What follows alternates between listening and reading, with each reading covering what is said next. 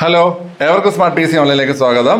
ഭയങ്കര മഴയാണ് ഇന്ന്. ഓക്കെ, അതുകൊണ്ട് നമ്മൾ കുറേ ഭാഗം നമ്മൾ സ്ഥിരം ഷൂട്ടിൻ്റെ സ്ഥലത്താണ് ഷൂട്ട് ചെയ്തത്. പക്ഷേ അവിടെ സൗണ്ട് കൂടിയപ്പോഴും നമ്മൾ എന്ത് ചെയ്തു, ഉള്ളിലേക്ക് മാറ്റി. ഓക്കെ, അപ്പോൾ നമുക്കിന്ന് പ്രധാനമായിട്ട് 3 കാര്യങ്ങളാണുള്ളത് ക്ലാസ്സിൽ. ഒന്ന് റിവിഷനാണ്. നിങ്ങളത് ഞാൻ പറഞ്ഞു, നമ്മൾ റിവിഷൻ നടത്തുമെന്ന് പറഞ്ഞായിരുന്നു. കാരണം നമ്മൾ മുമ്പിട്ട ക്ലാസ്സുകളിൽ നിന്നുള്ള ക്വസ്റ്റ്യൻസ് വെച്ചിട്ട് റിവിഷൻ നടത്തുമെന്ന്. അപ്പോൾ ആദ്യം റിവിഷനാണ്. രണ്ടാമത് നമ്മൾ ഈ PYQ സെക്ഷനാണ്, അതായത് ഒരു മുൻകാല ചോദ്യവും അതുമായി ബന്ധപ്പെട്ട എക്സ്പ്ലനേഷനും. മൂന്നാമത്തെ സെക്ഷൻ എന്ന് പറഞ്ഞു കഴിഞ്ഞാൽ ടോപ്പിക്കാണ്. ഇന്ന് നമ്മൾ ഡിസ്കസ് ചെയ്യാൻ പോകുന്ന ടോപ്പിക്ക് യൂറോപ്യന്മാരുടെ ആഗമനമാണ്. അതിൽ നമ്മൾ കുറേ റെയർ ക്വസ്റ്റ്യൻസും മറ്റൊക്കെ നമ്മൾ ഡിസ്കസ് ചെയ്യും. ഒരു പ്രീവിയസ് ചോദ്യവും അതിലും ഡിസ്കസ് ചെയ്യും നമ്മൾ. ഓക്കെ, അപ്പോൾ ആ രീതിയിലാണ് ക്ലാസ് പോകുന്നത്. അപ്പോൾ നിങ്ങൾ ആദ്യം എന്ത് ചെയ്യുക, റിവിഷൻ അറ്റൻഡ് ചെയ്യുക. അതിനു മുമ്പ് ഒരു കാര്യം, നമ്മുടെ ഓൺലൈൻ ക്ലാസ്സിൽ നിങ്ങൾക്ക് ജോയിൻ ചെയ്യാൻ താല്പര്യമുണ്ടെങ്കിൽ LDC, LPUP, LGS online class join ചെയ്യാൻ താല്പര്യമുണ്ടെങ്കിൽ ഞാൻ താഴെ കൂടി നമ്പറിലേക്ക് കോൺടാക്ട് ചെയ്യുക. നമുക്ക് നേരെ റിവിഷനിലേക്ക് പോകാം. എല്ലാവരും അടിപൊളിയായിട്ട് റിവിഷൻ അറ്റൻഡ് ചെയ്യുക. നിങ്ങളുടെ മാർക്ക് എന്ത് ചെയ്യുക, കമൻറ്റ് ചെയ്യുക. ഓക്കെ, 20 ചോദ്യങ്ങൾ അല്ല അടിപൊളിയായിട്ട് ഉത്തരം എഴുതണം. നിങ്ങൾ ലാസ്റ്റ് മാർക്ക് കമൻറ്റ് ചെയ്യണം പിള്ളേരെ, പേരും സ്ഥലവും വെച്ചിട്ട്. ഓക്കെ, ഫുൾ മാർക്കുള്ളവരുടെ പേര് നമ്മൾ അടുത്ത ക്ലാസ്സിൽ പറയും, അടുത്ത വീഡിയോയിൽ നമ്മൾ പറയും കേട്ടോ. ഓക്കെ, ഒന്നാമത്തെ ചോദ്യം, മൗലിക അവകാശങ്ങൾ ഇന്ത്യൻ ഭരണഘടന കടം കൊണ്ടത് ഏത് രാജ്യത്ത് നിന്ന്? മൗലിക അവകാശങ്ങൾ ഇന്ത്യൻ ഭരണഘടന കടം കൊണ്ടത് ഏത് രാജ്യത്ത് നിന്ന്? രണ്ടാമത്തെ ചോദ്യം, മാഗ്ന കാർട്ട ഒപ്പുവെച്ച വർഷം തീയതി. മാഗ്ന കാർട്ട ഒപ്പുവെച്ച വർഷം തീയതി. ഉത്തരം മാത്രം എഴുതിയത് മറച്ചു വെച്ചൊക്കെ എഴുതണം. ജോബിൻ പ്ലീസ് മറച്ചു വെച്ച് എഴുതൂ. മൂന്നാമത്തെ ചോദ്യം, poverty and un-British rule in India എന്ന കൃതി ആരുടേതാണ്, എന്ന പുസ്തകം ആരുടേതാണ്? Poverty and un-British rule in India എന്ന പുസ്തകം ആരുടേതാണ്? നാലാമത്തെ ചോദ്യം, the Arctic home in the Vedas ആരുടെ കൃതിയാണ്? The Arctic home in the Vedas ആരുടെ കൃതിയാണ്? അഞ്ചാമത്തെ ചോദ്യം, പ്രോഗ്രാമിംഗ് ലാംഗ്വേജ് എഴുതുന്ന രീതി. പ്രോഗ്രാമിംഗ് ലാംഗ്വേജ് എഴുതുന്ന രീതി. ആറാമത്തെ ചോദ്യം, കമ്പ്യൂട്ടറിന് മനസ്സിലാകുന്ന ഭാഷ ഏതാണ്? കമ്പ്യൂട്ടറിന് മനസ്സിലാകുന്ന ഭാഷ ഏതാണ്? ഏഴാമത്തെ ചോദ്യം, ഹൈ ലെവൽ ലാംഗ്വേജ് എഴുതുന്ന പ്രോഗ്രാമിനെ വിളിക്കുന്ന പേര് എന്താണ്? ഹൈ ലെവൽ ലാംഗ്വേജ് എഴുതുന്ന പ്രോഗ്രാമിനെ വിളിക്കുന്ന പേര് എന്താണ്? എട്ടാമത്തെ ചോദ്യം, കേൾക്കുന്ന ആൾ ഒറ്റപ്പദം എഴുതുക. കേൾക്കുന്ന ആൾ ഒറ്റപ്പദം എഴുതുക. ഒൻപതാമത്തെ ചോദ്യം, സാരമായി സംസാരിക്കുന്നവൻ ഒറ്റപ്പദം എഴുതുക. സാരമായി സംസാരിക്കുന്നവൻ ഒറ്റപ്പദം എഴുതുക.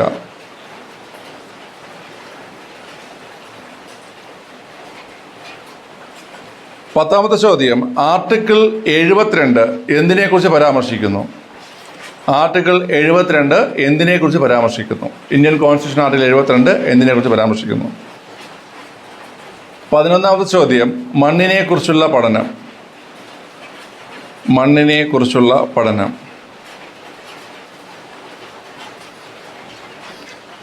12ാമത്തെ ചോദ്യം, പൊട്ടാഷിൻ്റെയും ചുണ്ണാമ്പിൻ്റെയും ഫോസ്ഫോറിക് ആസിഡിൻ്റെയും അളവ് വളരെ കൂടുതലുള്ള മണ്ണ് ഏതാണ്? പൊട്ടാഷിൻ്റെയും ചുണ്ണാമ്പിൻ്റെയും ഫോസ്ഫോറിക് ആസിഡിൻ്റെയും അളവ് കൂടുതലുള്ള മണ്ണ് ഏതാണ്? 13ാമത്തെ ചോദ്യം, അയണിൻ്റെയും അലുമിനിയത്തിൻ്റെയും ഓക്സൈഡുകളാൽ സമൃദ്ധമായ മണ്ണിനം ഏത്? അയണിൻ്റെയും അലുമിനിയത്തിൻ്റെയും ഓക്സൈഡുകളാൽ സമൃദ്ധമായ മണ്ണിനം ഏത്? 14ാമത്തെ ചോദ്യം, കേരളത്തിലെ ഉൾനാടൻ ജലാശയങ്ങളുടെ എണ്ണം എത്രയാണ്? കേരളത്തിലെ ഉൾനാടൻ ജലാശയങ്ങളുടെ എണ്ണം എത്രയാണ്? 15ാമത്തെ ചോദ്യം, ചെടികളുടെ വേരിൽ, അതായത് പയർ ചെടിയുടെ, പ്രധാനമായും പയർ പോലത്തെ ചെടികളുടെ വേരിൽ കാണപ്പെടുന്ന നൈട്രജൻ സ്ഥിരീകരണ ബാക്ടീരിയ ഏതാണ്? ചെടികളുടെ വേരിൽ കാണപ്പെടുന്ന നൈട്രജൻ സ്ഥിരീകരണ ബാക്ടീരിയ ഏതാണ്? 16ാമത്തെ ചോദ്യം, അന്താരാഷ്ട്ര മണ്ണ് വർഷം. അന്താരാഷ്ട്ര മണ്ണ് വർഷം. 17ാമത്തെ ചോദ്യം, കൃഷിയെ പ്രോത്സാഹിപ്പിക്കുന്നതിനായി കേന്ദ്ര ഗവൺമെൻറ് പുറത്തിറക്കിയ കാർഡിൻ്റെ പേരെന്താണ്? കൃഷിയെ പ്രോത്സാഹിപ്പിക്കുന്നതിനായി കേന്ദ്ര ഗവൺമെൻറ് പുറത്തിറക്കിയ കാർഡിൻ്റെ പേരെന്താണ്?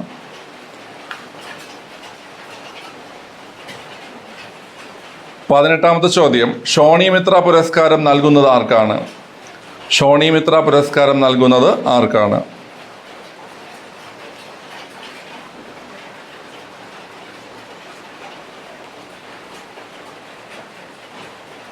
19-ാം ചോദ്യം. രാഷ്ട്രപതിയുടെ തിരഞ്ഞെടുപ്പ് രീതിയെക്കുറിച്ച് പ്രതിപാദിക്കുന്ന ആർട്ടിക്കിൾ ഏതാണ്? രാഷ്ട്രപതിയുടെ തിരഞ്ഞെടുപ്പ് രീതിയെക്കുറിച്ച് പ്രതിപാദിക്കുന്ന ആർട്ടിക്കിൾ ഏതാണ്? 20-ാമത്തെ ചോദ്യം. നമ്മൾ ഇന്ത്യൻ ഭരണഘടന ബ്രിട്ടനിൽ നിന്ന് കടമെടുത്ത പ്രധാനപ്പെട്ട ആശയങ്ങൾ നമ്മൾ എന്ത് ചെയ്തിട്ടുണ്ടായിരുന്നു? പഠിച്ചിട്ടുണ്ടായിരുന്നു. ആ പ്രധാനപ്പെട്ട 11 ആശയങ്ങൾ, ഞാൻ പഠിപ്പിച്ച 11 ആശയങ്ങളും എഴുതണം. ഓക്കെ, എഴുതിക്കോ.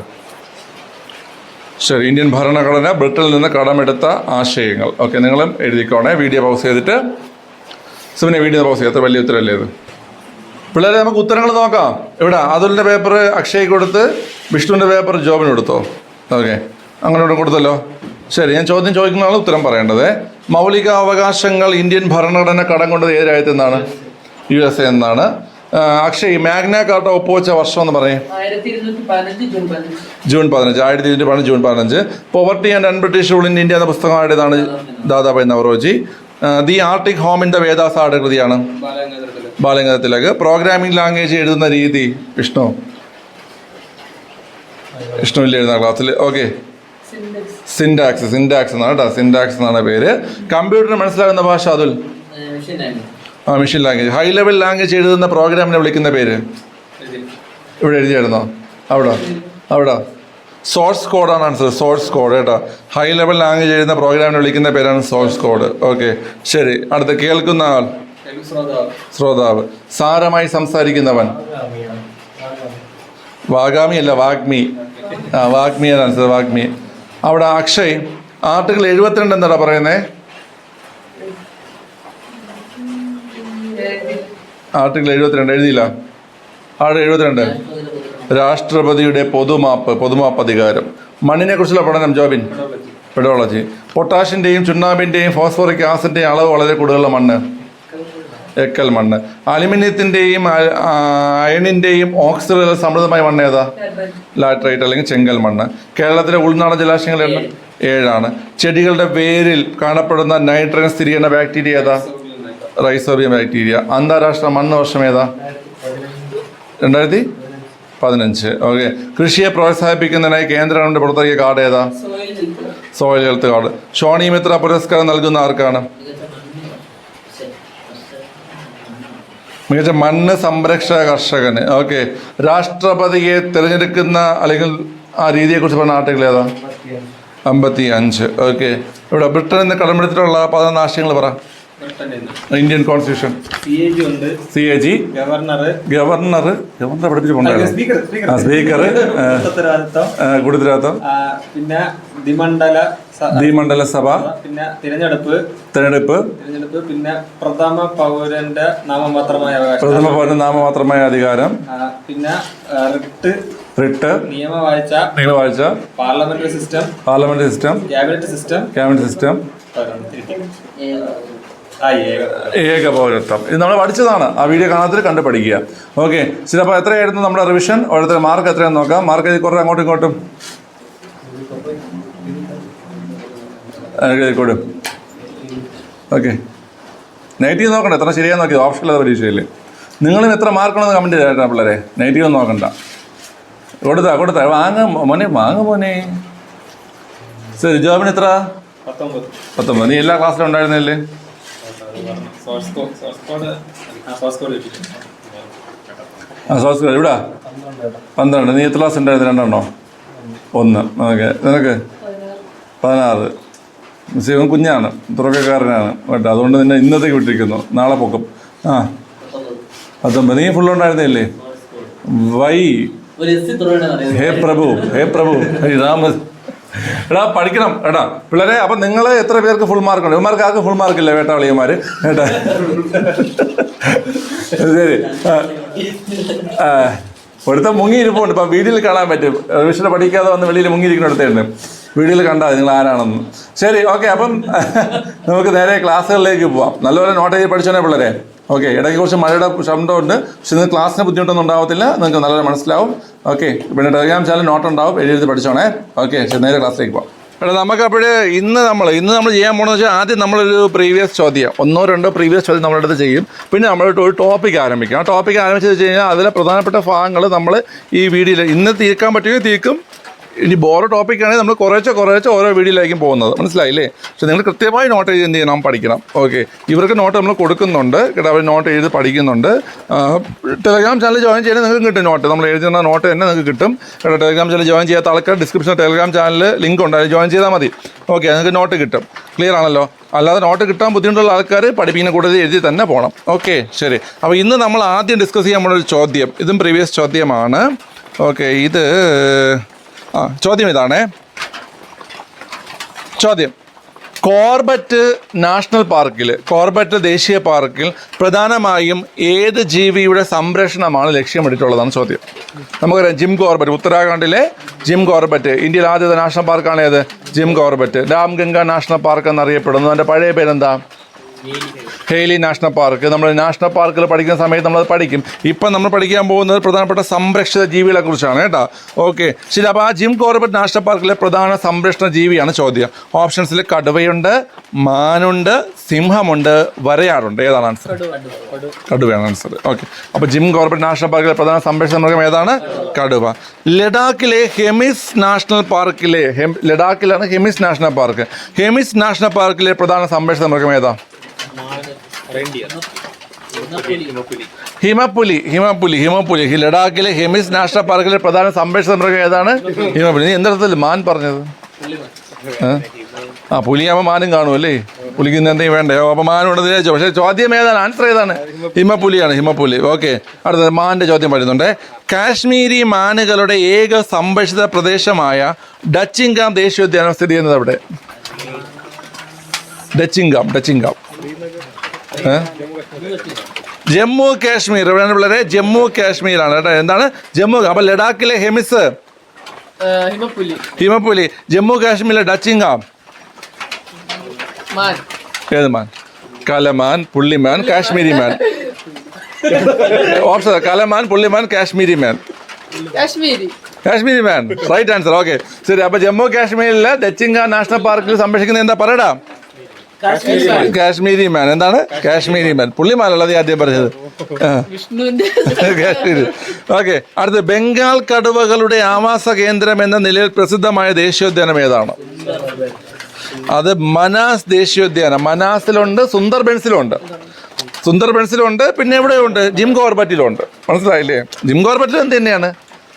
കടുവ തന്നെയാണ്. എന്നാൽ മനാസിലുമുണ്ട്, അതുപോലെ സുന്ദർബൻസിലുണ്ട് കേട്ടോ. അപ്പം മനാസ് ദേശീയോദ്യാനത്തിലുണ്ട്, സുന്ദർബൻസിലുമുണ്ട്, ജിം കോർബറ്റിലുണ്ട്. ആരുണ്ട്? പെരിയാറിലുമുണ്ട്. എന്ത്? കടുവ. പറമ്പിക്കുളത്തും ഉണ്ട്.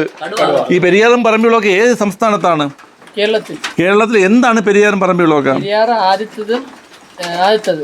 കേരളത്തിൽ ആദ്യത്തെ കടുവ സംരക്ഷണ കേന്ദ്രം അല്ലെങ്കിൽ കടുവ സങ്കേതമാണ് ഏത്? പെരിയാർ. രണ്ടാമത്തത് പറമ്പിക്കുളം. ഓക്കെ, അപ്പം നമ്മൾ ദേശീയോദ്യാനങ്ങൾ നമ്മൾ 3 പറഞ്ഞു. ഇപ്പോൾ ഏതൊക്കെയാണ് പ്രധാനപ്പെട്ടത്? 1 ജിം കോർബറ്റ്, 2 മനാസ്, 3 സുന്ദർബൻസ്. നമ്മൾ ഈ പറഞ്ഞ ഹെമിസില് ഹിമപ്പുലി. ഓക്കെ, ഡച്ചിങ്കാമില് എന്താണ്? കാശ്മീരി മാൻ. എന്താണ്? കാശ്മീരി മാനാണ്. മാനല്ല, മാനാണ്. ഓക്കെ, ശരി. ഗുജറാത്തിലെ വേലവദാർ ദേശീയോദ്യാനത്തിലെ ആണ് നമ്മൾ ബ്ലാക്ക് ബക്ക് നാഷണൽ പാർക്ക് എന്ന് പറയും കേട്ടോ. ഗുജറാത്തിലെ വേലവദാർ ദേശീയോദ്യാനം അല്ലെങ്കിൽ ബ്ലാക്ക് ബക്ക് നാഷണൽ പാർക്ക് എന്ന് പറയും. സംരക്ഷിക്കപ്പെടുന്ന മൃഗം ഏതാണ്? കഴുതയാ? Black buck. കൃഷ്ണമൃഗം. ഏതാണ്? കൃഷ്ണമൃഗം. മനസ്സിലായല്ല? ഇത് എന്താ മനസ്സിലായത്? What is this? ഓടക്കുഴൽ. ഓക്കെ, കൃഷ്ണമൃഗം. ഏതാണ്? കൃഷ്ണമൃഗം. ഓക്കെ, ഒഡീഷയിലെ ഫിഡാർ ഗനിക ദേശീയോദ്യാനത്തിൽ സംരക്ഷിച്ച മൃഗം ഏതാ? ക്ലൂ എന്ന് പറയാൻ വേണമെങ്കിൽ മുതല കേട്ടോ. Salt water crocodile. ഏതാണ്? Salt water crocodile. അപ്പോൾ ഒഡീഷയിലെ ഏതാണ്? ഫിഡാർ ഗനിക. ഒഡീഷയിലെ ഫിഡാർ ഗനിക ദേശീയോദ്യാനം സംരക്ഷിച്ച മൃഗം ഏതാണ്?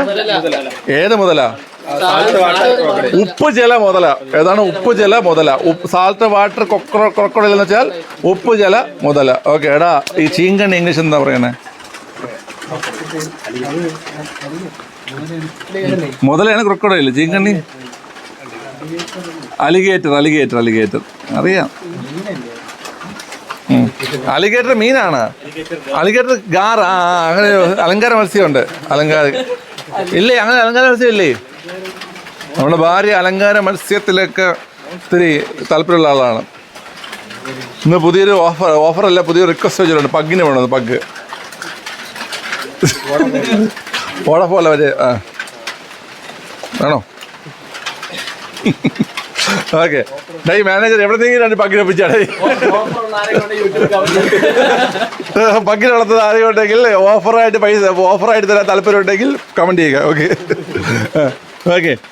2021 ഫെബ്രുവരിയിൽ ഇന്ത്യയിലെ 51ാമത് കടുവാ സങ്കേതമായി പ്രഖ്യാപിച്ചത് ഏതാണ്? 51ാമത്തത് ശ്രീവില്ലിപുത്തൂർ മേഘമല, തമിഴ്നാട്. ശ്രീവില്ലിപുത്തൂർ മേഘമല, തമിഴ്നാട്. 52ാമത്തെ ഏതാ? 52ാമത് രാംഗഡ് വിഷ്താരി, രാജസ്ഥാൻ. രാംഗഡ് വിഷ്താരി, രാജസ്ഥാൻ. 53. അപ്പോൾ 51ാമത്തെ കടുവാ സങ്കേതം ഏതാ?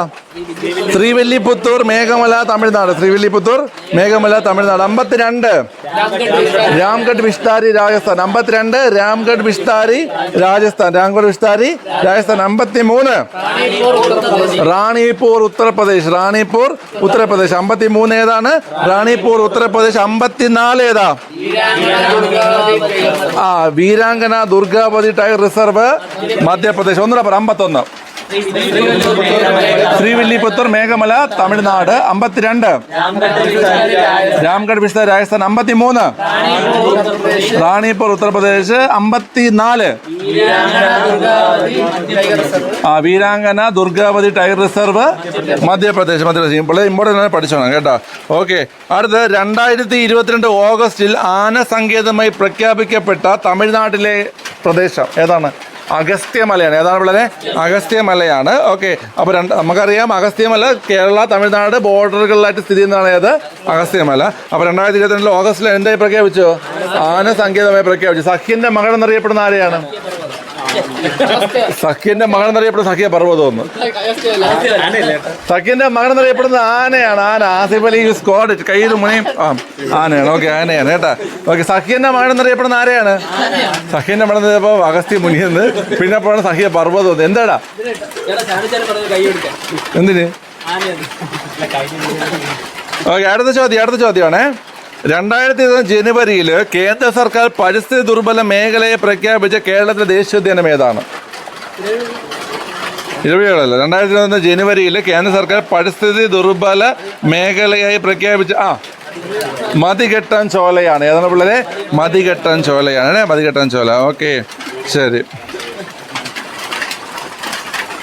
അടുത്ത ലോകത്തിലെ ഏറ്റവും വലിയ white crocodile park. White crocodile വെച്ചാൽ എന്താണ്? വെള്ളമുതല. എന്താണ്? വെള്ളമുതല പാർക്ക് ആരംഭിച്ചത് ഏത് ഇന്ത്യൻ സംസ്ഥാനത്തിലാണ്? ക്ലൂ വേണോ? എന്തൊരു മിടുക്കോ, ബ്രില്യന്റ് ബോയ്സറാ. ഒഡീഷയിലെ ഏത്? ഇപ്പോൾ ഒഡീഷയിൽ ഇപ്പൊ മുതലായിട്ട് ബന്ധപ്പെട്ടൊരു നാഷണൽ പാർക്ക് പറഞ്ഞില്ലേ? പിട്ടാർ കണിക. ഏതാണ്? പിട്ടാർ കണിക. ഒഡീഷയിലെ പിട്ടാർ കണികയിലാണ് എന്ത് ആരംഭിച്ചത്? വെള്ളമുതല പാർക്ക്. പറ. വെള്ളമുതല വൈറ്റ് ക്രൊക്കഡൈൽ പാർക്ക്. ഓക്കെ, ശരി. അപ്പൊ ഒന്നുകൂടെ, ലഡാക്കിലെ ഹെമിസ് നാഷണൽ പാർക്കിലെ പ്രധാന സംരക്ഷണ മൃഗം? ഹെമിസിലെ ഹിമപ്പുലി. പറ. ഹെമിസിൽ എന്താണ്? ഹിമപ്പുലി. ഓക്കെ. അടുത്ത്, കാശ്മീരി മാനുകളുടെ ഏക സംരക്ഷിത പ്രദേശമാണ് ഏത്? ഡച്ചിങ്ഗാം ദേശീയോദ്യാനം. ഏതാണ്? ജമ്മു കാശ്മീർ. അത് ഞാൻ ഓർഡർ പറഞ്ഞുതരാം. അവിടെ ഡച്ചിങ്ഗാമിൽ കാശ്മീരി മാനാണെന്ന് ഞാൻ ഓർഡർ ഇങ്ങനെയാണ്.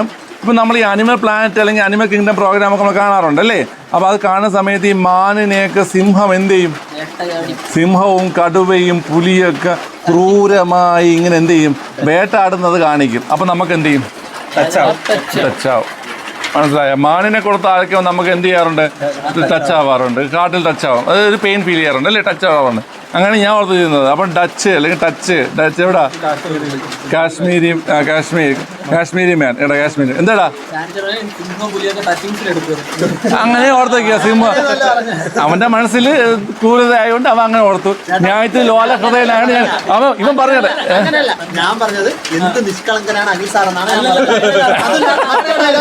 ഇവൻ പറഞ്ഞത് സിംഹവും പുലിയൊക്കെ ടച്ചിങ് സാറ്റ് ഉപയോഗിക്കുന്നത് മാനിനെയാണത്.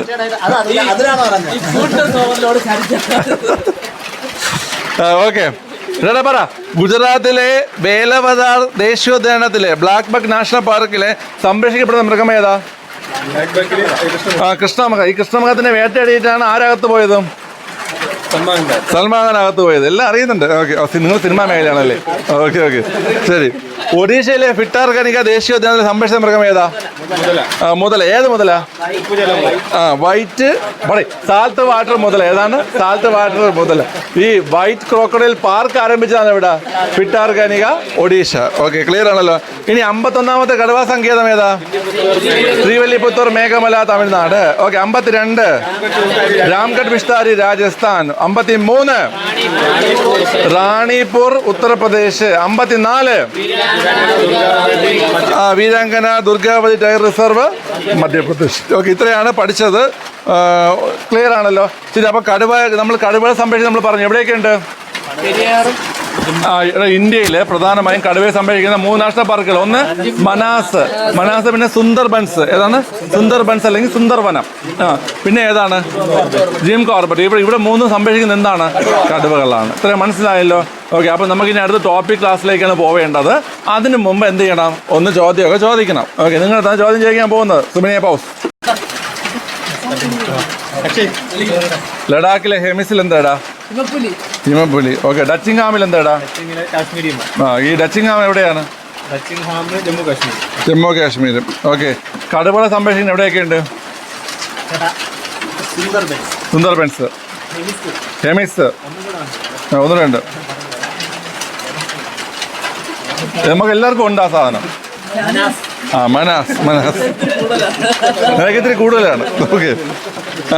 ഗുജറാത്തിലെ വേലബദാർ നാഷണൽ പാർക്കില് ബ്ലാക്ക് ബക്ക്. ഇംഗ്ലീഷ് കൃഷ്ണമൃഗം. ബ്ലാക്ക് ബക്ക് അല്ലെങ്കിൽ കൃഷ്ണമൃഗം. ഓക്കെ. എടാ അവിടെ കുട്ടി പറയണം.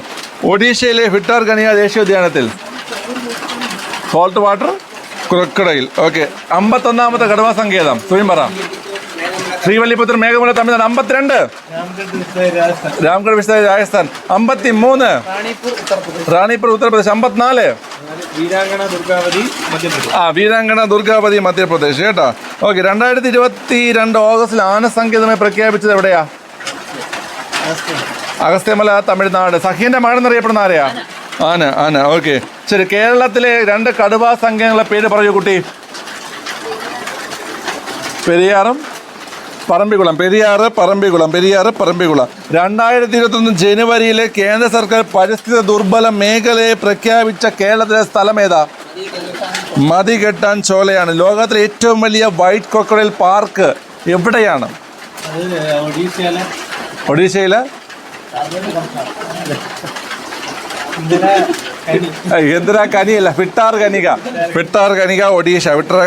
ഒഡീഷ. ഓക്കെ, ശരി. നമുക്ക് അടുത്ത ടോപ്പിക് ക്ലാസ് ആണ്. ടോപ്പിക്കിൽ നമ്മൾ ഇന്ന് ചർച്ച ചെയ്യാൻ പോകുന്നത് യൂറോപ്യന്മാരുടെ ആഗമനത്തെ കുറിച്ചാണ്. അതിലൊരു പ്രീവിയസ് ചോദ്യം എടുത്തുകൊണ്ടാണ് നമ്മൾ എന്ത് ചെയ്യുന്നത്? ക്ലാസ്സിലേക്ക് പോകുന്നത്. ഓക്കെ, ക്ലിയർ ആണ്? ഇത് നമുക്ക് നേരെ ടോപ്പിക് ക്ലാസ്സിലേക്ക് പോകാം. ഇതാണ് ഇന്ത്യയിലെ 2ാമത്തെ പോർച്ചുഗീസ് വൈസ്രോയി. ഓപ്ഷൻ തരാം. Francis de Almeida, Vasco da Gama, Afonso de Albuquerque, Pedro Alvares Cabral. ഇന്ത്യയിലെത്തിയ 2ാമത്തെ പോർച്ചുഗീസ് വൈസ്രോയി ആരാണ്?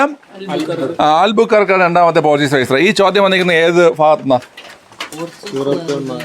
യൂറോപ്യന്മാരുടെ ആഗമനം എന്നൊരു ഭാഗം നമുക്ക് എന്ത് ചെയ്യാണ്ട് പഠിക്കാറുണ്ട്. അപ്പം നമ്മൾ ഇന്ന് പഠിക്കാൻ പോകുന്നത് എന്താണ്? യൂറോപ്യന്മാരുടെ ആഗമനത്തെ കുറിച്ചാണ്. യൂറോപ്യന്മാരുടെ ആഗമനത്തിൽ നിന്നൊരു ചോദ്യം എന്തായാലും ഉറപ്പായിട്ടും ഉണ്ടാവും. മനസ്സിലായില്ലേ? ഒന്നല്ല, ചിലപ്പോൾ 1-2 ചോദ്യം വരാം. എന്തായാലും മിനിമം ഒരു ചോദ്യം എന്തായാലും എന്ത് ചെയ്യും? ഉണ്ടാവും. ഓക്കെ, അപ്പം നമുക്ക് പഠിക്കാം. യൂറോപ്യന്മാരുടെ ആഗമനത്തെ കുറിച്ച് പഠിക്കാൻ പോകുന്നത്. ചാടി നിന്നോണം കേട്ടോ. മഴയാണ്, തണുപ്പാണ്. ഇതിട്ട് പഠി. ഇങ്ങനെ കൈയൊക്കെ വെച്ചിട്ട് ഒരുമാതിരി ഇരിക്കുന്നത്. സ്ട്രോങ് ആയിട്ടിരിക്കും ജോബിൻ. ഓക്കെ. യൂറോപ്യന്മാർ വ്യാപാരത്തിനായി നമ്മൾ ചോദിക്കണം. യൂറോപ്യന്മാർ കേരളത്തിലേക്ക് വന്നത് എന്തിനാണ്? വ്യാപാരത്തിനാണ് കേട്ടോ. യൂറോപ്യന്മാർ വ്യാപാരത്തിനാണ് വന്നത്. യൂറോപ്യന്മാർ വ്യാപാരത്തിനായി കേരള തീരത്ത് എത്തിയത് എപ്പോഴെന്നറിയോ? അത് ഏത് നൂറ്റാണ്ട് തുറക്കാതെ ഏത് നൂറ്റാണ്ടിലാണെന്നറിയോ? 15ാം നൂറ്റാണ്ടിൻ്റെ അവസാനത്തോടെയാണ്. 15ാം നൂറ്റാണ്ടിൻ്റെ അവസാനത്തോടെയാണ് എന്ത് ചെയ്തത്? യൂറോപ്യന്മാർ വ്യാപാരത്തിനായി കേരളത്തിലെത്തിയത്. ഓക്കെ, യൂറോപ്യന്മാരുടെ ആഗമനത്തിന് മുമ്പ് തന്നെ കേരളവുമായി വാണിജ്യ ബന്ധം പുലർത്തിയിരുന്ന വിദേശികളുണ്ട്. മനസ്സിലായി? യൂറോപ്യന്മാരല്ല ആദ്യമായി കേരളത്തിൽ വരുന്ന വിദേശികൾ. മനസ്സിലായ? അതാരാണ്? അറബികളുണ്ട്, ചൈനക്കാരുമുണ്ട്. അറബികളുണ്ട്, ചൈനക്കാർ. അപ്പോൾ അറബികളും ചൈനക്കാരും ഉണ്ട്. കടൽ മാർഗം ഇന്ത്യ കണ്ടെത്താനുള്ള ഔദ്യോഗിക ശ്രമം ആരംഭിച്ച വ്യക്തിയാണ് ആര്? കൊളംബസ്. ആരാണ്? കൊളംബസ്. കേട്ടോ. അപ്പോൾ കടൽ മാർഗം വന്ന് ഇന്ത്യ കണ്ടെത്താൻ വേണ്ടി ഔദ്യോഗിക ശ്രമം ആരംഭിച്ച വ്യക്തിയാണ് ആര്? കൊളംബസ്. നമ്മൾ റെഡ് ഇന്ത്യൻസ് എന്നൊരു ഭാഗം പഠിക്കും നമ്മൾ അങ്ങോട്ട് പോകുന്ന സമയത്ത്. അയാൾ മാറി കണ്ടുപിടിച്ചിട്ട് അവിടെ ഇന്ത്യക്കാരെന്ന് വിചാരിച്ചിട്ട് എന്താ റെഡ് ഇന്ത്യൻസ് എന്ന് വിളിച്ചു. ആരെയാണ് വിളിച്ചത്? അമേരിക്കക്കാർ. അപ്പോൾ അമേരിക്കക്കാർ റെഡ് ഇന്ത്യൻസ് എന്ന് വിശേഷിപ്പിച്ച ആരാണ്?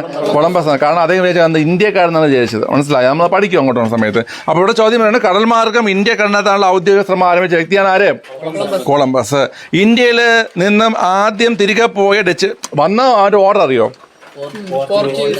പോഡ ബീഫെ എന്ന് പറഞ്ഞാൽ പഠിക്കാം. പോഡ ബീഫെ എന്ന് പറഞ്ഞാൽ പഠിക്കാം. അതായത് ഇപ്പോൾ അങ്ങോട്ട് വന്ന് യൂറോപ്യന്മാരുടെ ക്രമം ചോദിക്കുകയാണെങ്കിൽ പോഡ ബീഫെ അല്ലെങ്കിൽ പോഡ ബ്രിട്ടി ഫ്രഞ്ചി. എന്താണ് പോഡ ബ്രിട്ടി ഫ്രഞ്ചി എന്ന് പറഞ്ഞാൽ മതി. അതായത് പോഡ എന്ന് വെച്ചാൽ പോർച്ചുഗീസുകാര്, ഡച്ചുകാര്, ബ്രിട്ടീഷുകാര്, ഫ്രഞ്ചുകാർ. മനസ്സിലായോ? പോഡ ബീഫെ.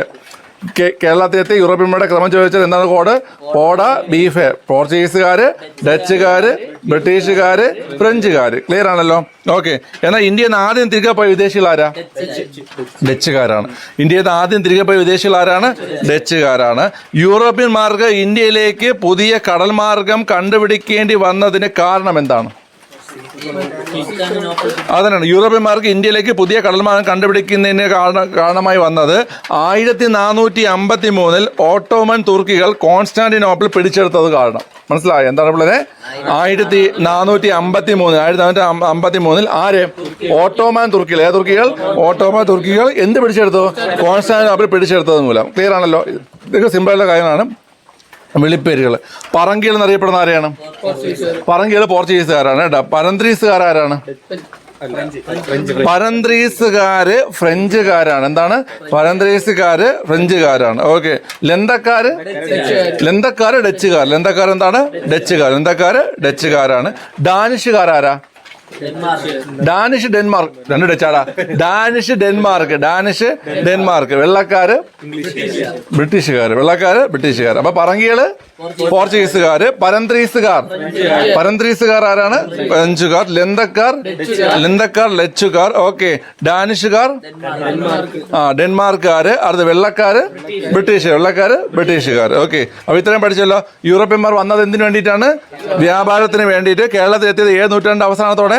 15-ാം നൂറ്റാണ്ട് അവസാനത്തോടെയാണ്. ഈ യൂറോപ്യന്മാർ വരുന്നതിന് മുമ്പ് വന്നിട്ടുള്ള ആൾക്കാർ ആരൊക്കെയാണ്?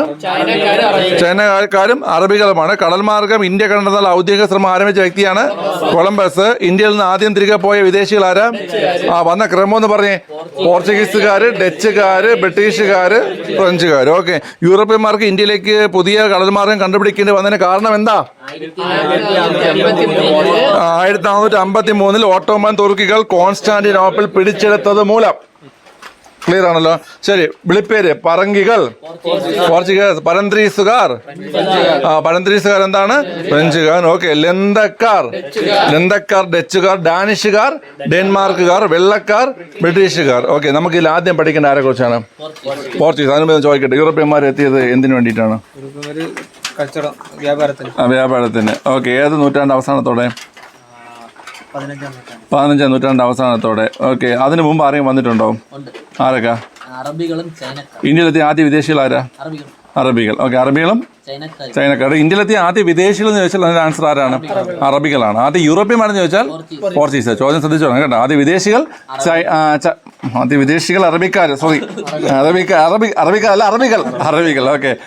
ആദ്യ യൂറോപ്യന്മാരാണ് ആര്? പോർച്ചുഗീസുകാർ. ഓക്കെ. മനസ്സിലായല്ലോ? ശരി. അടുത്ത് കടൽ മാർഗം ഇന്ത്യ കണ്ടെത്താനുള്ള ഔദ്യോഗിക ശ്രമം ആരംഭിച്ച വ്യക്തി ആരാണ്? കൊളംബസ്. ഓക്കെ. ശരി. അടുത്ത് എത്തിയ ഒരു ക്രമം ഒന്ന് പറഞ്ഞേ. പോർച്ചുഗീസുകാര്, ഡച്ചുകാര്, ഇംഗ്ലീഷുകാര്, ഫ്രഞ്ചുകാര്. പോർച്ചുഗീസുകാര്, ഡച്ചുകാര്, ബ്രിട്ടീഷുകാര്, ഫ്രഞ്ചുകാര്. ഓ, നീ ഇംഗ്ലീഷ് എന്ന് പറയാം. ഓക്കെ. ശരി. ആദ്യം തിരിച്ചു പോയാടാ? അവസാനം തിരിച്ചു പോയതാരാ? പോർച്ചുഗീസ്. ആദ്യം വന്നതും അവസാനം തിരിച്ചു പോയതാരാണ്? പോർച്ചുഗീസുകാരാണ് കേട്ടോ. ആദ്യം വന്നതും അവസാനം തിരിച്ചു പോയതാരാണ്? പോർച്ചുഗീസുകാർ. 1961 ഗോവ വിമോചന സമരം. ഗോവ വിമോചന സമരമല്ല, ഗോവ വിമോചനം. ഇന്ന് മൊത്തം കിളി പോയിരിക്കും. കാരണം ഇന്ന് വിരുന്നിനൊക്കെ പോയി എന്തൊക്കെയോ വാരി തിന്ന് എന്തൊക്കെയാണ് നമ്മൾ ഇന്നത്. എന്തൊക്കെയോ ഉറക്കി കഴിച്ചു. ബീഫ്, ചിക്കനാ നിർബന്ധിക്കൂടാ, ബന്ധുക്കളല്ലേ, എങ്ങനെ വിഷമിക്കാൻ പറ്റുമോ? കഴിച്ച് കിളി പറഞ്ഞിരിക്കുകയാണ്, അതുകൊണ്ട് ശ്രദ്ധിച്ചോണം. ഓക്കെ. എടാ, അവസാനം പോയത് ആരാണ്? പോർച്ചുഗീസുകാർ. ഈ പോർച്ചുഗീസുകാർ 1961 ഗോവയിൽ നിന്ന് നമ്മൾ പറഞ്ഞുവിടുകയാണ്. ഓക്കെ. 1961 ഡിസംബർ 19 ഗോവ വിമോചന ദിനം ഏതാണ്? ഡിസംബർ 19. അതിന് നമ്മളൊരു പേര് പറയും, ഓപ്പറേഷൻ വിജയ്. വിജയുടെ പേര് തളപതി. തളപതിയുടെ സിനിമ ഉണ്ടോ? ഏതാ കണ്ടത്? ഇപ്പൊ ഇടയ്ക്ക് ഇറങ്ങിയല്ലേ പേര് പറഞ്ഞു. ഓക്കെ. തളപതി വന്ന് അത് 100 ആഴ്ച. ഓക്കെ, ക്ലിയർ ആണല്ലോ. അപ്പൊ ആദ്യം വന്നതും പോർച്ചുഗീസുകാര്, അവസാനം പോയതും ആരാ? പോർച്ചുഗീസുകാരാണ്. എന്നാൽ ആദ്യം തിരിച്ചു പോയത് ആരാ? ഡച്ച്. ആദ്യം വന്ന വിദേശികൾ ആരാ? അറബികള്. ആദ്യം വന്ന യൂറോപ്യന്മാരാരാ? പോർച്ചുഗീസുകാർ. വിളിപ്പേരുകൾ പറ. പറങ്കികൾ പോർച്ചുഗീസുകാർ. പരന്ത്രീസുകാർ ഫ്രഞ്ചുകാർ. ലന്തക്കാരാര്? കുട്ടി പറഞ്ഞേ. ലന്തക്കാർ, ഡച്ചുകാർ. നോക്കി പറയല്ല, ഓർത്തെടുത്ത് പറയണം കേട്ടോ. ഡാനിഷുകാരാരാ? ഡെൻമാർക്കാര്. വെള്ളക്കാരാരടാ? ബ്രിട്ടീഷ് അല്ല, ബ്രിട്ടീഷുകാർ. ബ്രിട്ടീഷുകാർ. ഓക്കെ, ശരി. പോർച്ചുഗീസുകാരെ കുറിച്ച് ആദ്യം പഠിക്കേണ്ടത്, ഇന്ത്യയിൽ കടൽ മാർഗം കച്ചവടത്തിനായി എത്തിയ ആദ്യ യൂറോപ്യന്മാരാണ് ആര്? പോർച്ചുഗീസ്. ഇന്ത്യയിൽ കടൽ മാർഗം കച്ചവടത്തിനായി എത്തിയ ആദ്യ യൂറോപ്യന്മാരാണ് ആര്? പോർച്ചുഗീസുകാര്. കേപ്പ് ഓഫ് ഗുഡ് ഹോപ്പ്, എന്താണ്? കേപ്പ് ഓഫ് ഗുഡ് ഹോപ്പ് വഴി കേരളത്തിൽ എത്തിച്ചേർന്ന ആദ്യത്തെ യൂറോപ്യൻ ശക്തിയാണ് ആര്? പോർച്ചുഗീസുകാർ. അപ്പൊ കേപ്പ് ഓഫ് ഗുഡ് ഹോപ്പ് വഴി കേരളത്തിൽ എത്തിച്ചേർന്ന ആദ്യ യൂറോപ്യൻ ശക്തി ആരാണ്? പോർച്ചുഗീസ്. എന്താണ് കേപ്പ് ഓഫ് ഗുഡ് ഹോപ്പ്? ശുഭപ്രതീക്ഷ മുനമ്പ്. എന്താണ് പിള്ളേരെ? ശുഭപ്രതീക്ഷ മുനമ്പ്. അപ്പൊ ഇങ്ങനെ ചോദിക്കും, കേപ്പ് ഓഫ് ഗുഡ് ഹോപ്പ് അല്ലെങ്കിൽ ശുഭപ്രതീക്ഷ മുനമ്പ്. നമുക്ക് ഇത് രണ്ടും ചോദിക്കാം. അതുവഴി കേരളത്തിലേക്ക് എത്തിച്ചേർന്ന ആദ്യത്തെ യൂറോപ്യൻ ശക്തിയാണ് ആര്? പോർച്ചുഗീസുകാർ. ഇവരുടെ പ്രധാന വാണിജ്യ കേന്ദ്രങ്ങൾ പഠിക്കണം പോർച്ചുഗീസുകാരുടെ. ഏതൊക്കെയാണ്? ഗോവ, ദാമൻ ദിയു. ഗോവ, ദാമൻ, ദിയു. ഈ ദാമനും ദിയും രണ്ട് സ്ഥലങ്ങളാണ് കേട്ടോ. അപ്പൊ ഗോവയും ദാമനും ദിയുമാണ് ഇവരുടെ പ്രധാന വാണിജ്യ കേന്ദ്രങ്ങൾ, ഇന്ത്യയിലെ പ്രധാന വാണിജ്യ കേന്ദ്രങ്ങൾ. പഠിച്ചു. ഓക്കെ. നമ്മൾ ആദ്യം പഠിക്കേണ്ടത് വാസ്കോഡ ഗാമ. പിന്നെ നമുക്ക് ഇതിൽ പഠിക്കേണ്ടത് പെട്രോ അൽവാരസ് കബ്രാൽ പഠിക്കാറുണ്ട്, ഫ്രാൻസിസ്കോ അൽമേഡ പഠിക്കാറുണ്ട്, പിന്നെ അൽബുക്കർക്കും പഠിക്കാറുണ്ട്. ഇത്രയാണ് നമ്മൾ ഈ ഭാഗത്ത് നിന്ന് പ്രധാനമായും പഠിച്ചിരിക്കേണ്ട ആൾക്കാർ. അതിനുശേഷം ഇവരുടെ സംഭാവനകൾ പഠിക്കണം. ഓക്കെ. വാസ്കോഡ ഗാമയൊക്കെ നമുക്കറിയാം. കടൽ മാർഗം ഇന്ത്യയിലെത്തിയ ആദ്യ യൂറോപ്യനാണ് ആര്? Vasco da gamma. വാസ്കോഡ ഗാമ ഇന്ത്യയിലേക്കുള്ള ഐതിഹാസിക യാത്ര ആരംഭിച്ച സ്ഥലം ഏതാണ്? ലിസ്ബൺ. ലിസ്ബൺ എവിടെയാണ്? പോർച്ചുഗലിലെ ലിസ്ബൺ എന്നാണ് ആര് യാത്ര ആരംഭിക്കുന്നത്? വാസ്കോഡ ഗാമ യാത്ര ആരംഭിക്കുന്നത്. വർഷം ഏതാ? 1497 കേട്ടാ. വാസ്കോഡ ഗാമ ഇന്ത്യയിലേക്ക് അയച്ച പോർച്ചുഗീസ് രാജാവ് ആരാ? മാനുവൽ 1. ആരാണ്? മാനുവൽ 1. പറ. മാനുവൽ 1. ഓക്കെ. വാസ്കോഡ ഗാമ ആദ്യമായി ഇന്ത്യയിലെത്തിയ വർഷം, ഡേറ്റ്? 1498 മെയ് 20. വാസ്കോഡ ഗാമ വന്നിറങ്ങിയ സ്ഥലം നമുക്കറിയാം, കാപ്പാട്, കോഴിക്കോട്. പോർച്ചുഗീസുകാർ കോഴിക്കോടിനെ വിളിച്ചിരുന്ന പേരെന്താ? തലേക്കുത്തിയ? കാലയല്ല, കലേക്കുച്ച്. എന്താണ്? കലേക്കുച്ച് എന്ന് പറയും. ആ പോർച്ചുഗീസ് സ്റ്റൈലിൽ എന്ന് പറഞ്ഞേ. കലേക്കുറ്റ്. അതാണ് നമ്മൾ പറഞ്ഞത്. എന്തായത്? അതാണ് കാലിക്കട്ടായത്. കാലിക്കട്ട്. എന്താണ്? കാലിക്കട്ട്. ഓക്കെ. അപ്പൊ പോർച്ചുഗീസുകാർ കോഴിക്കോടിനെ വിളിച്ചിരുന്ന പേരെന്താണ്? തലേക്കുത്തും കാലേക്കുത്തും അല്ല, തലേക്കുത്ത്. കലേക്കുറ്റ്. കലേക്കുറ്റ്. ഓക്കെ, ശരി. വാസ്കോഡ ഗാമ സഞ്ചരിച്ച കപ്പലിന്റെ പേരെന്താ? Saint Gabriel. എന്താണ്? Saint Gabriel. ഓക്കെ. വാസ്കോഡ ഗാമയുടെ കപ്പൽ വ്യൂഹത്തിലുണ്ടായിരുന്ന മറ്റ് കപ്പലുകളാണ് സെന്റ് റാഫേലും സെന്റ് ബെറിയോയും. സെന്റ് റാഫേലും ഉണ്ടായിരുന്നു, സെന്റ് ബെറിയോ ഉണ്ടായിരുന്നു. ഓക്കെ. അപ്പൊ ഏതൊക്കെ ഉണ്ടായിരുന്നതാ? ഇങ്ങേര് വന്ന കപ്പൽ സെന്റ് ഗബ്രിയൽ, ഇങ്ങേര് സെന്റ് ഗബ്രിയൽ. അങ്ങനെ കൂടെ 2 കപ്പൽ ഉണ്ടായിരുന്നു. ഏതൊക്കെയാണ്? സെന്റ് റാഫേലും സെന്റ് ബെറിയോയും. സെന്റ് റാഫേലും സെന്റ് ബെറിയോയും. ഓക്കെ, ശരി. ഇനി അടുത്തത്, വാസ്കോഡ ഗാമയുടെ യാത്രയ്ക്ക് ചെലവായ തുകയുടെ എത്ര ഇരട്ടി?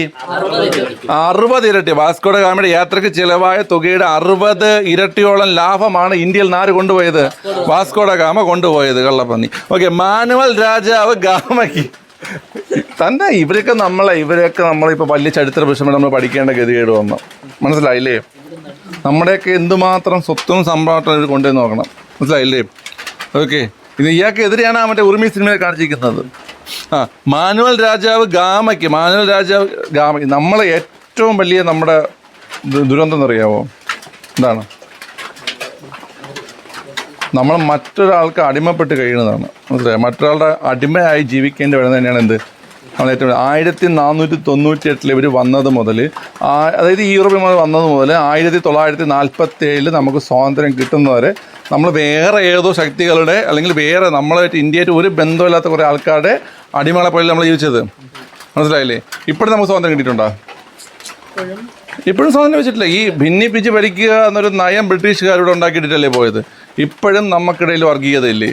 വർഗീയത പറഞ്ഞ് രാഷ്ട്രീയം പറഞ്ഞും പല രീതിയിൽ നമ്മൾ എന്ത് ചെയ്യുന്നുണ്ട്?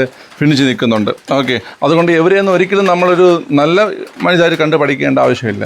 എന്നിട്ട് എൻ്റെ വ്യക്തിഗത അഭിപ്രായമാണ് പറഞ്ഞത്. ഏട്ടാ ക്ലിയറാണ്. എന്താ എന്നും പറഞ്ഞ് ചോദ്യം വരുമ്പോൾ എനിക്ക് വാസ്കോഡ ഗാമ ഇഷ്ടമല്ല എന്ന് പറഞ്ഞിട്ട് എഴുതാതെ വിടരുത്. മാർക്ക് വേണമെങ്കിൽ നമ്മൾ എന്ത് ചെയ്യണം? എഴുതേണ്ടി വരും. ഓക്കെ, ക്ലിയർ ആണല്ലോ? ആ ശരി, അപ്പോൾ അത്രയാണ് നമ്മൾ പറഞ്ഞത്. ഇത്ര ഒന്നും ഞാൻ പറഞ്ഞുതരാം. എടാ, കടൽ മാർഗ്ഗം ഇന്ത്യയിലെത്തി ആദ്യ യൂറോപ്യൻ എടാ വാസ്കോഡ ഗാമ ഇന്ത്യയിലേക്കുള്ള ഐതിഹാസിക യാത്ര ആരംഭിച്ച സ്ഥലമാണ് ലിസ്ബൺ. 1497. ലിസ്ബൺ ഏത് രാജ്യത്താണ്? പോർച്ചുഗലായി. നിനക്കറിയോ പോർച്ചുഗലുള്ള Ronaldo? Cristiano Ronaldo. Okay, Vasco da Gama ഇന്ത്യയിലേക്ക് അയച്ച പോർച്ചുഗീസ് രാജാവ് മാനുവൽ 1 തീയതി. ഇന്ത്യയിലത്തെ തീയതി 498 മെയ് 20. വന്ന സ്ഥലം കാപ്പാട് കോഴിക്കോട്. ഓക്കെ, പന്തലായനി കടപ്പുറത്ത് കേട്ടോ. പന്തലായനി കടപ്പുറത്താണ് ആര് വരുന്നത്? വാസ്കോഡ ഗാമ വരുന്നത്. ഓക്കെ, പോർച്ചുഗീസുകാർ ഈ കോഴിക്കോടിനെ വിളിച്ചിരുന്ന പേരെന്താ? കലൈക്കുറ്റ്. എന്താണ്? കലൈക്കുറ്റ്. വാസ്കോഡ ഗാമ സഞ്ചരിച്ച കപ്പലിന്റെ പേരെന്താ മോനെ? Saint Gabriel. എന്താണ്? Saint Gabriel. വാസ്കോഡ ഗാമയുടെ കപ്പൽ വിഭാഗത്തിലുണ്ടായിരുന്ന മറ്റു കപ്പലിൽ സെന്റ് റാഫേലും സെന്റ് ബെറിയയും ാണ് കേട്ടോ. വാസ്കോഡ ഗാമയുടെ യാത്രയ്ക്ക് ചിലവായ തുകയുടെ എത്ര ഇരട്ടി?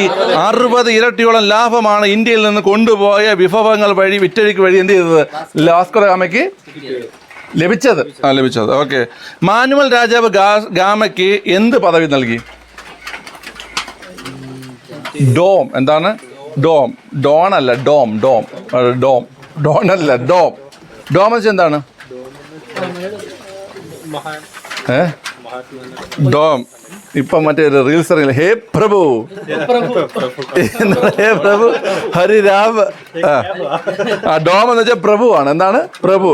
പ്രഭു. കഴിഞ്ഞ വർഷം പ്രഭുവാണ് എൻ്റെ ട്രെൻഡ് ആയല്ലോ. മറ്റേ മണിരത്നത്തിന്റെ സിനിമയിൽ പസിക്കിത് മണി. ഇപ്പം മറ്റേ ഹേ പ്രഭു. ഓക്കെ, ശരി. അപ്പൊ മാനുവൽ രാജാവ് ഗാമയ്ക്ക് നൽകിയ പദവിയാണ് എന്ത്? ഡോം അല്ലെങ്കിൽ പ്രഭു. ഇന്ത്യൻ മഹാസമുദ്രത്തിലെ സേനാധിപതി അല്ലെങ്കിൽ അധിപൻ എന്നറിയപ്പെട്ടിരുന്നത് ആരെയാണ്? വാസ്കോഡ ഗാമയാണ്. ഇന്ത്യൻ മഹാസമുദ്രത്തിലെ സേനാധിപതി അല്ലെങ്കിൽ അധിപൻ എന്നറിയപ്പെട്ടിരുന്ന ആരെയാ? Vasco da gamma. മാനുവൽ രാജാവാണ് വാസ്കോഡ ഗാമയെ ഇന്ത്യൻ മഹാസമുദ്രത്തിലെ സേനാധിപതി അധിപൻ എന്ന് വിശേഷിപ്പിച്ചത്. ഇതെല്ലാം അവർ അങ്ങോട്ടും ഇങ്ങോട്ടൊക്കെ തന്നെ. മാനുവൽ രാജാവ് ആദ്യം പറഞ്ഞു ഡോം, താൻ ഡോം ആണെന്ന് പറഞ്ഞു, അതായത് പ്രഭു ആണെന്ന് പറഞ്ഞു. പിന്നെ പറയും എന്താണ്? ഇന്ത്യൻ മഹാസമുദ്രത്തിലെ സേനാധിപതി അല്ലെങ്കിൽ അധിപനാണ് താനെന്ന് എന്ത് ചെയ്തു? വിശേഷിപ്പിച്ചു. ഓക്കെ, വാസ്കോഡ ഗാമയുടെ ആഗമനത്തെ ഏഷ്യയുടെ ചരിത്രത്തിലെ വാസ്കോഡ ഗാമ യുഗത്തിന്റെ തുടക്കം എന്ന അഭിപ്രായപ്പെട്ട ചരിത്രകാരൻ ആരാ? ആളുടെ പേര് സായിൽ തുടങ്ങി ഇറിൽ അവസാനിക്കും. സൈമൺ ബോളിപ്പറ. ആൾക്കൊരു ഇനിഷ്യലുണ്ട്. ഇനിഷ്യല് KM. സർദാർ KM പണിക്കരുടെ. സർദാർ KM പണിക്കർ. ഈ സർദാർ KM പണിക്കരല്ല, സർദാർ അയാളുടെ പേരല്ല, അത് കിട്ടിയ വിശേഷമുണ്ട്. അപ്പൊ സർദാർ KM പണിക്കരാണ് പറഞ്ഞത്. എന്താ പറയാ? വാസ്കോഡ ഗാമയുടെ ആഗമനത്തെ ഏഷ്യയുടെ ചരിത്രത്തിലെ വാസ്കോഡ ഗാമ യുഗത്തിന്റെ ആരംഭം എന്ന് പറഞ്ഞു. അഭിപ്രായപ്പെട്ടത് ആരാണ്? സർദാർ KM പണിക്കർ. എന്താണ്? സർദാർ KM പണിക്കർ എന്ന് പറഞ്ഞു വാസ്കോഡ ഗാമയുടെ ആഗമനത്തെ ഏഷ്യയുടെ ചരിത്രത്തിലെ വാസ്കോഡ ഗാമ യുഗത്തിന്റെ ആരംഭം എന്ന് പറഞ്ഞത് ആരാ? സർദാർ KM പണിക്കറാണ്. ഓക്കെ, ശരി. ഇനി നമുക്ക് ഇതിൽ കുറച്ച് വാസ്കോഡ ഗാമയുടെ ഒരു ലൈഫ് ലൈൻ പറയുന്നുണ്ട്. മനസ്സിലായ? ഓക്കെ, ലൈഫ് ലൈനില്ല, നമ്മൾ എന്തെന്ന് പറയണം? Life chart, time line. Sorry, thank you. Time line പറയുന്നുണ്ട്.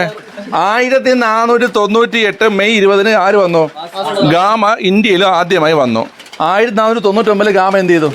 തിരിച്ചുപോയി. 99 എന്ത്? ഗാമ തിരിച്ചുപോയി. 1502 ഗാമ എന്ത് ചെയ്തു? അപ്പൊ രണ്ടാമത് വന്നത് 1502 രണ്ടാമത് വന്നത് 1502 ഓക്കെ. 1524 മൂന്നാമത് വന്നു. 1524 ഗാമ മൂന്നാമത് വന്നു. ആ ഭരണ സമയത്ത് വെറും ഗാമയല്ല, വൈസ്രോയ് ഗാമയാണ്. മനസ്സിലായ? 1524 തിരിച്ച് വീണ്ടും മൂന്നാമത് വരുന്നവ എന്തായിട്ട് വന്നു? വൈസ്രോയ് ആയി വന്നു. 1524 ഡിസംബർ 24 ഫ്ലാറ്റായി. 1524 ഡിസംബർ 24 എന്ത് ചെയ്തു? അന്തരിച്ചു. 1539 വാസ്കോഡ ഗാമയുടെ ഭൗതിക ശരീരം കൊച്ചിയിൽ നിന്ന് പോർച്ചുഗലിലേക്ക് എന്ത് ചെയ്തു? കൊണ്ടുപോയി. അതായത് ആദ്യം അദ്ദേഹത്തെ അടക്കം ചെയ്തത് ഇവിടെയാണ്. അതിനുശേഷം ഇവരുടെ പറക്കെടുത്ത് എന്ത് ചെയ്തു? 1539 അപ്പോൾ എങ്ങോട്ട് കൊണ്ടുപോയി? പോർച്ചുഗലിലെ ലിസ്ബണിലേക്ക് കൊണ്ടുപോയി. ഇപ്പം അദ്ദേഹത്തിന്റെ ബോഡി എവിടെയാണ്? ലിസ്ബണിലാണ് ഉള്ളത്. ഓക്കെ. അപ്പം നമ്മൾ ചോദിക്കും വാസ്കോഡ ഗാമയുടെ ഭൗതിക ശരീരം ആദ്യം അടക്കം ചെയ്ത പള്ളി ഏതെന്ന് ചോദിക്കും. അതിൻ്റെ ആൻസറാണ് സെന്റ് ഫ്രാൻസിസ് പള്ളി, കൊച്ചി. സെന്റ് ഫ്രാൻസിസ് പള്ളി, കൊച്ചി. വാസ്കോഡ ഗാമയുടെ ഭൗതിക ശരീരം അടക്കം ചെയ്ത പോർച്ചുഗലിലെ പള്ളി ചോദിക്കും. അതാണ് ജെറോണിമസ് കത്തീഡ്രൽ ലിസ്ബൺ. ഏതാണ്? Jeronimos cathedral Lisbon. Jeronimos cathedral Lisbon. ആദ്യം അടക്കം ചെയ്തത് കേരളത്തിൽ എവിടാ? സെന്റ് ഫ്രാൻസിസ് പള്ളി, കൊച്ചി. ഓക്കെ. എന്നാൽ നിലവിൽ അടക്കം ചെയ്തിരിക്കുന്നത് എവിടെയാ? ജെറോണിമസ് കത്തീഡ്രൽ ലിസ്ബൺ. വാസ്കോഡ ഗാമ എന്ന സ്ഥലം സ്ഥിതി ചെയ്യുന്ന ഇന്ത്യൻ സംസ്ഥാനമാണ് ഏത്? ഗോവ. വാസ്കോഡ ഗാമ എന്ന സ്ഥലം സ്ഥിതി ചെയ്യുന്ന ഇന്ത്യൻ സംസ്ഥാനം ഏതാണ്? ഗോവയാണ്. ഗോവയിലെ ഒരു പ്രധാനപ്പെട്ട സ്ഥലമാണ് ഏത്? Vasco da gamma. Okay. Vasco da gamma എന്നൊക്കെ നിനക്ക് ഓർമ്മ ആരുടാ? ഏതില്? കോട്ടാവുമ്പേല്. ഇത് കിട്ടുമ്പോഴല്ലേ പാട്ടൊക്കെ ഉണ്ടല്ലോ. ഒന്ന് പാടി. നീ പറഞ്ഞ പാട്ടാണല്ലേ? അഭിനയവും പാട്ടും പാടുന്ന ആസിഫ് അലി. എടാ അപ്പൊ ഇത്രയാണ് വാസ്കോഡ ഗാമ. ഓക്കെ. എടാ ഇങ്ങോട്ട് നോക്കിയോ, ഞാൻ പോർച്ചുഗീസുകാർ ഫുൾ ഒന്നല്ലോ പെട്ടെന്ന് പറഞ്ഞു പോകും. ഇതേപ്പോൾ ചോദിക്കേ, നിങ്ങൾ പഠിച്ചാൽ പിള്ളേരെ. ഓക്കെ. ഇന്ത്യയിൽ കടൽമാർഗം കച്ചവടത്തിനെത്തിയ ആദ്യ യൂറോപ്യന്മാരാണ് പോർച്ചുഗീസുകാർ. ശുഭപ്രതീക്ഷ മുനമ്പ് അല്ലെങ്കിൽ കേപ്പ് ഓഫ് ഗുഡ് ഹോപ്പ് വഴി കേരളത്തിൽ എത്തിച്ചേർന്ന ആദ്യത്തെ യൂറോപ്യൻ ശക്തിയാണ് ആര്? പോർച്ചുഗീസുകാർ. ഏതൊക്കെ സ്ഥലങ്ങൾ? ഗോവ, ദാമൻ, ദിയു എന്നിവിടങ്ങളായിരുന്നു ഇവരുടെ പ്രധാന വാണിജ്യ കേന്ദ്രങ്ങളെ. ഓക്കെ. പിന്നെ നമ്മൾ പറഞ്ഞു വാസ്കോഡ ഗാമയെ കുറിച്ച്. ഇന്ത്യയിലേക്ക് എത്തിയ ആദ്യത്തെ യൂറോപ്യനാണ് ആര്? Vasco da gamma. വാസ്കോഡ ഗാമ ഇന്ത്യയിലേക്കുള്ള ഐതിഹാസിക യാത്ര ആരംഭിച്ചത് 497 ലിസ്ബണിൽ നിന്നാണ്. ഓക്കെ. ഇദ്ദേഹത്തെ ഇങ്ങോട്ട് പറഞ്ഞിട്ട് തരാം. ഈ മാനുവൽ ഒന്ന് ഇദ്ദേഹത്തിന് എന്ത് പദവി നൽകി? ഡോം എന്ന പദവി നൽകി. ഇയാൾ പറഞ്ഞു എന്താണ്? നീയാണ് ഇന്ത്യൻ മഹാസമുദ്രത്തിന്റെ സേനാധിപതി അല്ലെങ്കിൽ അധിപൻ എന്ന് പറഞ്ഞു. ഓക്കെ. അതുപോലെ തന്നെ വാസ്കോഡ ഗാമ ഇന്ത്യയിലെത്തിയത് 1498 മെയ് 20. 1499 വീണ്ടും എന്ത് ചെയ്തു? തിരിച്ചുപോയി. 1502 രണ്ടാമത് വന്നു. 1524 മൂന്നാമത് വൈസ്രോയായി വന്നു. 1524 ഡിസംബർ 24 അന്തരിച്ചു. 1539 എന്ത് ചെയ്തു? ബോഡി അങ്ങോട്ട് കൊണ്ടുപോയി. പോർച്ചുഗലിലേക്ക് കൊണ്ടുപോയി. മോനെ എന്താ ഗോവ മൈൻഡ് ഇരിക്കുകയാണ്. ഓക്കെ. വാസ്കോഡ ഗാമയുടെ ഭൗതിക ശരീരം ആദ്യം അടക്കിയത് എവിടെയാ? കൊച്ചിയിൽ ഫ്രാൻസിസ് സെന്റ് ഫ്രാൻസിസ് പള്ളി, കൊച്ചി. വാസ്കോഡ ഗാമയുടെ ഭൗതിക ശരീരം അടക്കം ചെയ്ത പോർച്ചുഗലിലെ പള്ളി ഏതാ? ജെറോണിമസ് കത്തീഡ്രൽ ലിസ്ബൺ. വാസ്കോഡ ഗാമ എന്ന സ്ഥലം എവിടെയാണ് പിള്ളേരെ? ഗോവയിലാണ്. ഗോവയിലാണ് വാസ്കോഡ ഗാമ എന്ന സ്ഥലം. ഓക്കെ. പിന്നെ നമ്മൾ പറഞ്ഞു വാസ്കോഡ ഗാമയുടെ ആഗമനത്തെ ഏഷ്യയിലെ ചരിത്രത്തിലെ വാസ്കോഡ ഗാമ യുഗത്തിന്റെ തുടക്കം എന്ന് പറഞ്ഞാൽ ആരാ? സർദാർ KM പണിക്കരാണ്. വാസ്കോഡ ഗാമ വന്ന കപ്പലിന്റെ പേരെന്താ? സെന്റ് ഗബ്രിയേൽ എന്നാണ്. കൂടെ രണ്ട് കപ്പല് സെന്റ് റാഹേലും സെന്റ് ബെറിയയും. ഈ വാസ്കോഡ ഗാമ വന്ന സ്ഥലം നമുക്കറിയാം. കാപ്പാട്, പന്തലായനി, കടപ്പുറം, കോഴിക്കോടിനെ വിളിച്ചിരുന്ന പേരെന്താ? കലയക്കുറ്റ്. എന്താണ്? കലയക്കുറ്റ് എന്നാണ്. ഓക്കെ. ഇത്ര നമ്മൾ പഠിച്ചത്. വരാൻ ചിലവായതിന്റെ എത്ര ഇരട്ടി? 60 ഇരട്ടി ഇവിടെ നിന്ന് കൊണ്ടുപോയി. ഓക്കെ. അപ്പൊ അത്രയാണ് ഞാൻ ചോദിക്കാൻ പോണത്. സുനിത വാസത്തെ കുട്ടി പറഞ്ഞേ. ഇന്ത്യയിൽ കടൽമാർഗം കച്ചവടത്തിനെത്തിയ ആദ്യ യൂറോപ്യന്മാരാരാ? പോർച്ചുഗീസുകാർ. പോർച്ചുഗീസുകാർ ഏത് വീടാവുന്ന സുബിനെ? ശുഭപ്രതീക്ഷ മുനമ്പിന്റെ ഇംഗ്ലീഷ് എന്ന് പറഞ്ഞേ. പറയടാ. Cape of Good Hope. കേട്ടാ. ഈ എവിടെയൊക്കെയായിരുന്നു ഇവരുടെ പ്രധാന വാണിജ്യ കേന്ദ്രങ്ങൾ? ഗോവ, ദാമൻ, ദിയു. ഓക്കെ. ആദ്യം വന്ന യൂറോപ്യൻ ആരടാ? വാസ്കോ ഗാമ യാത്ര ആരംഭിച്ച വർഷം? സ്ഥലം? ലിസ്ബൺ. ഓക്കെ. വാസ്കോഡ ഗാമ ഇന്ത്യയിലേക്ക് അയച്ച പോർച്ചുഗീസ് രാജാവ്? മാനുവൽ ഒന്നാമൻ. വാസ്കോഡ ഗാമ ആദ്യമായി ഇന്ത്യയിലെത്തിയ വർഷം, തീയതി പറഞ്ഞേ. എവിടാ? May 20. സ്ഥലം ഏതാ? കാപ്പാട്. പോർച്ചുഗീസുകാർ കോഴിക്കോനെ വിളിച്ചിരുന്ന പേരെന്താ? എടാ കലേക്കുത്തല്ലടാ, കലേക്കുറ്റ്. ഇതാണ് കലേക്കുറ്റ്. ആ, വാസ്കോഡ ഗാമ സഞ്ചരിച്ച കപ്പലിന്റെ പേര്? Saint Gabriel. കൂടെ ഉണ്ടായിരുന്ന 2 കപ്പലിന്റെ പേര്? സെന്റ് റാഫേലും സെന്റ് ബെറിയയും. ഓക്കെ, എത്ര ഇരട്ടി കൊണ്ടുപോയി ചിലവായി? 60 ഇരട്ടി. ഇദ്ദേഹത്തിന് മാനുവൽ രാജാവ് കൊടുത്ത 2 പദവികൾ പറഞ്ഞേ. ഇന്ത്യൻ മഹാസമുദ്രത്തിലെ അധിപനെന്നും സേനാധിപതിയെന്നും. പിന്നെ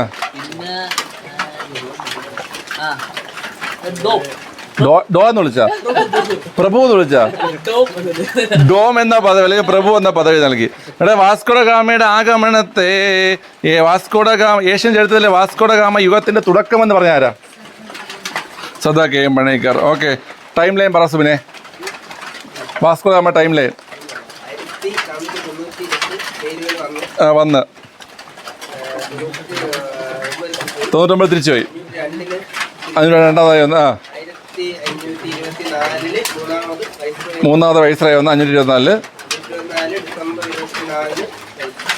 ഡിസംബർ 24 മരിച്ചു. ഓക്കെ, ഇനി ഈ വാസ്കോഡ ഗാമയുടെ ഭൗതിക ശരീരം കൊച്ചിയിൽ നിന്ന് പോർച്ചുഗലിലേക്ക് കൊണ്ടുപോയ വർഷം പറ.